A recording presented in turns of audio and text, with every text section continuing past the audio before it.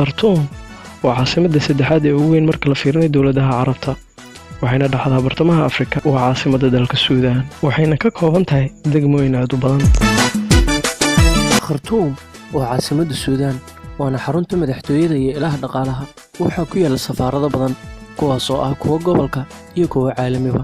intaas waxaa sii dheer Suudaan waxaa ku yaala jaamacadaha ugu caansan ee Afrika kuwaas oo magac weyn ku dhaxlay. intaas waxaa sii dheer Khartoum waxaa ku yaala shirkado iyo kambaniyaal ajnabi ah kuwaas maalgashi weyn ku sameeyay. halkan waa janalka Rafiiq Al-Macruuf.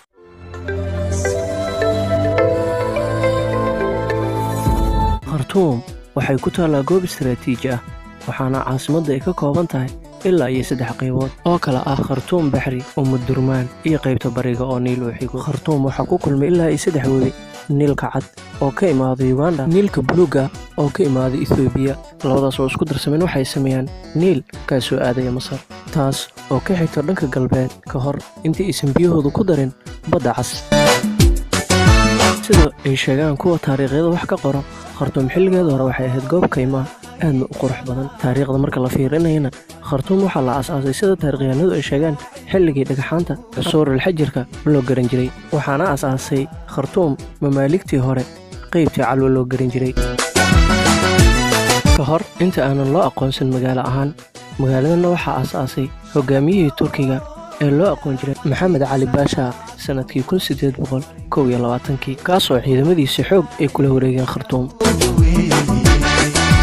Khartoum waa magaalada ugu zaxmadda badan marka la fiirinayo Suudaan oo dhan waana magaalada saddexaad ee ugu zaxmadda badan dowladaha Carabta marka laga reebo Qaahira iyo Daaru Baydaa oo ku taala Morocco. Khartoum waxaa lagu tiriyaa caasimadaha ugu kulaylka badan ee dunida taas oo heerkulkeedu gaarayo 48 digrii sanadka intiisa badanna kulaylkaas ayaa lagu jiraa roobkana kuma badno kulaylkana waa sida saxaraha oo kale. Khartoum waxay leedahay biyo mareenno taasoo isticmaalaan maraakiibta kaliya ma aha inay caasimad Suudaan u tahay sidoo kale waxay ka qayb qaadataa dakhliga ugu badan ee dowladda soo galo. Khartoum waxaa ku yaala goobo taariikhi ah taasoo ay ka mid tahay Qibab Turki kaasoo xambaarsan taariikh aad u weyn iyo qasriga jamhuuriga lagu magacaabo. sidoo kale madxafyo iyo goobo taariikhi ayaa ku yaala. Khartoum waxay caan ku tahay goobo fagaara oo lagu ciyaaro ciyaaraha dhaqanka Suudaan iyo dabaasha dhanka webiga. ugu dambeyntii Khartoum waxaa lagu tiriyaa goobaha ugu wanaagsan safarada loo maro dhanka webiyada waxaa ka shaqeeya doomo aad u qurux badan kuwaasoo u shaqeynaya si qurux badan dadka dalxiisayaasha iyo kuwa iskaga kala gudbaya gidaafaha aad ay ugu raaxaystaan.